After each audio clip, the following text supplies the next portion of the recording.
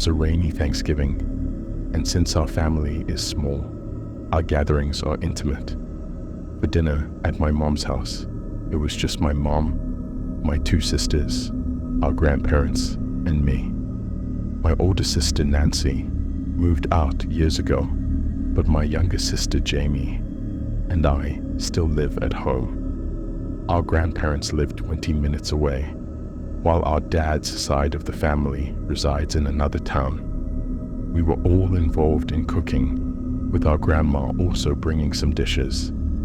We always have Thanksgiving dinner at 6 o'clock sharp. Our grandparents arrived around 5 o'clock, and we had to help them through the rain to avoid any slips.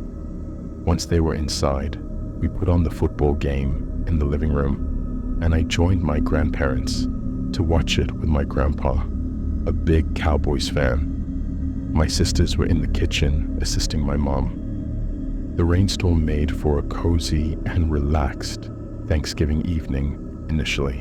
When it was time to set the table, I helped out. We were all seated by 6 o'clock as usual, with a huge variety of food for our small group. Turkey, leg of lamb, potatoes, stuffing, corn, cranberry sauce, cornbread, and more.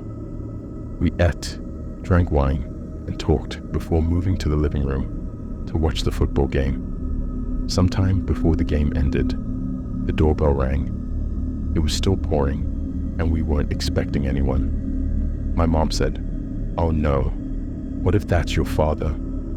Our parents don't speak, but the idea of our father surprising us wasn't impossible. My mom told me to check who it was, so I went to the door and shouted through it, "Who is it?" The pouring rain drowned out the voice on the other side, so I opened the door with the storm door still closed and locked. A man in a large rain jacket was outside. He walked closer and shouted something. After asking him to repeat himself twice, I understood he was asking for food and mentioned that the Lord would reward us if we helped. I told him to wait a moment. I went to the living room and informed my mom about the man asking for food at the door. My mom said to close the door, but my grandma suggested giving him some food. I decided to make a plate of leftovers for him. I grabbed several paper plates to protect the food from the rain, sandwiched the leftovers between them, and went back to the door. The man was still there. I showed him the plate, and he tried to open the door. I yelled for him to wait, but after he tried opening the door, I was wary. Despite this, I unlocked the door, and as I started to open it, he pulled it open, forcefully, trying to push his way in. I threw the food and held him back, yelling for my sisters to help. As Nancy came to help shut the door, I saw two more men rushing towards the door. We managed to push the man out and slam the door shut.